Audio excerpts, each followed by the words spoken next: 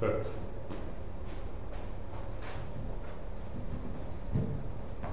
Hello, Health One 90-day Red Rocks Fitness Challenge of the Red Rocks thing, people. My name is Jamie, as you know, hopefully. I'm here with Kellen of the Kellen clan. And Kellen sent me an email. Just Kellen, turn and say hi. Hi. She's not a real doctor, so we can't show you her face. But Kellen's here, and she asked me a few questions about social eating. Actually, she said she had a few questions on social situations. So it's a question that I get asked a lot. So I thought rather than just have Kellen have all the top secret information, because I talk a lot about it when I'm talking to groups or clients, I thought I'd just video a quick interview and then I could share this with you guys. So Kellen, and we have not rehearsed anything, have we? No. This is raw, unfiltered action. So talk to me about social situations. What kind of challenges do you have? Mostly for me, it's just the various different types of food. Usually they're not particularly healthy, and so it's just learning and tips and things I can tell myself, you know, for portion control or choosing certain things over other things, and kind of do sort of a tips and tricks sort of thing as to how to approach those situations. And you know, I've done a lot of planning, you know, and I'm usually aware when there's going to be a social situation, so it's how to prepare myself for that as well. Right. So. Okay. So give me an example of like the last time you found yourself stuck, or that you made a poor choice. Every end of the month, my work has a luncheon, and usually there's like salad and a vegetable and meat, but there's also pie and cake and cookies. And so I got a ton of salad, and that was great. And I had a little bit of the other stuff because did not deprive myself. Had just a little taste, and that was great. And I was like, I'm not gonna eat pie. I'm full. But then I ended up eating pie, so it's like I knew I didn't need it, but it was there, and everybody else was telling me how great it was, and it was just like I didn't need to eat that. There was no reason. So it was how do I avoid pie? So when I have to sit there, I have to be there because there's a whole meeting. Of course. So first of all, you made a great decision in that you ate all the healthy stuff before you turned to the unhealthy stuff. That's a big mistake people make, is they'll come to a party or come to a social setting and they won't have eaten anything all day. And then all of a sudden they'll sit down and go, man, I'm starving. That pie or cookie or whatever looks really good.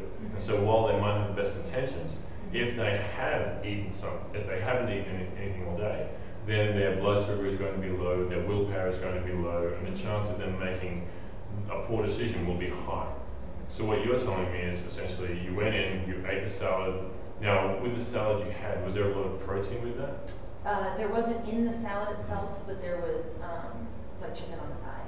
Chicken on the side? Like a chicken breast. Okay, cool. So you had the salad, had the chicken breast, and then you had a little bit of something sweet, and said that's it. Well, I had a whole piece of pie, so a little bit.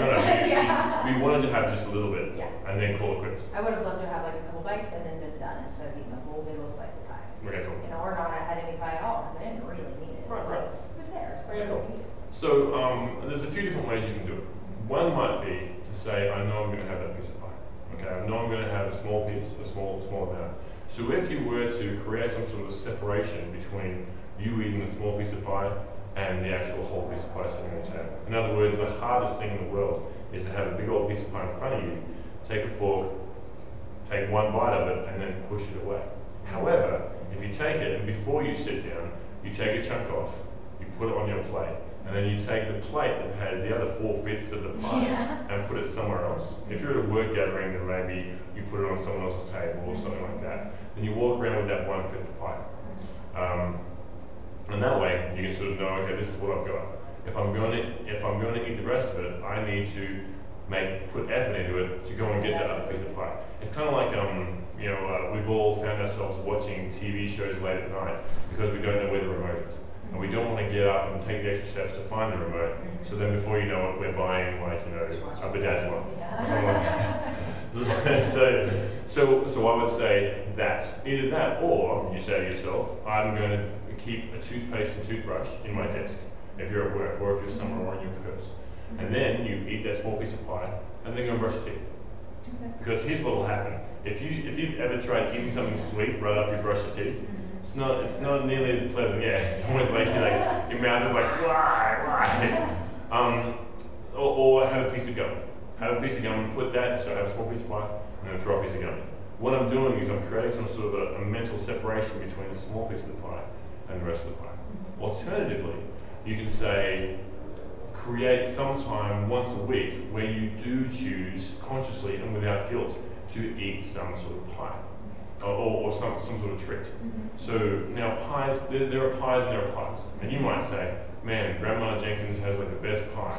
So I know if it's Grandma Jenkins pie, that's the pie I'm allowed to eat, and I'm going to eat it. And I'm going to eat it without guilt, because any other time there's pie, that's not good enough for me.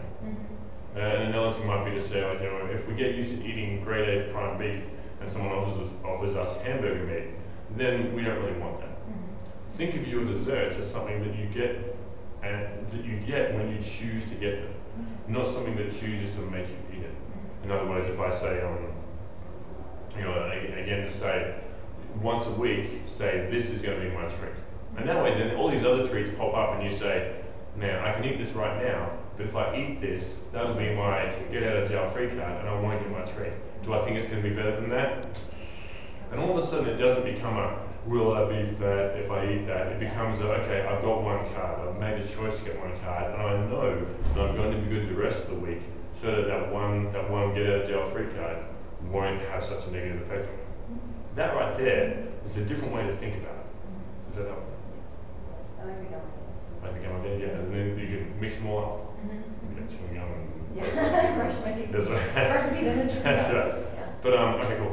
So in other situations, sometimes what I'll also find is if I find a partner or a buddy at the party. Like if I say, hey, I don't want to eat cake at this party, and there's always someone else at the party that doesn't necessarily want to eat the cake or the pie or the cookie, so you say, will you be my cake buddy? Okay, then all of a sudden someone else is in it, and you get to support them and they get to support you.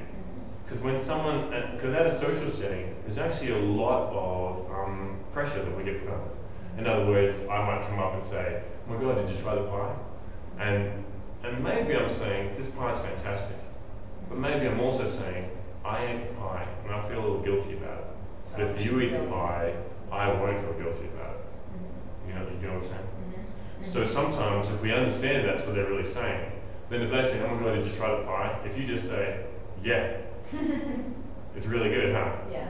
Then all of a sudden they'll be like, yeah, and you can go, okay, cool. I've alleviated this person, and if I say, no, I haven't, then that'll prevent them from basically grabbing me by the hand and then grabbing me by the back of the head and like forcing my hand. Yeah, forcing me to eat some pie. Because I feel guilty if you go, well, I'm on a diet. So really a diet is one of those things that we don't necessarily want to publicly announce. Unless it's on, like to a group of friends and people we trust to be supportive of us and not subconsciously jealous or subconsciously sabotage us. Because it happens. Does it help? It does. Good. Do you have other questions? Not right now. I'm sure there will be more. Yeah. In the next 90 days. Yeah, sure. And if you guys have questions in the next 90 days and you want to ask them, please put them on the email. It's myself and Rebecca will be managing all this stuff.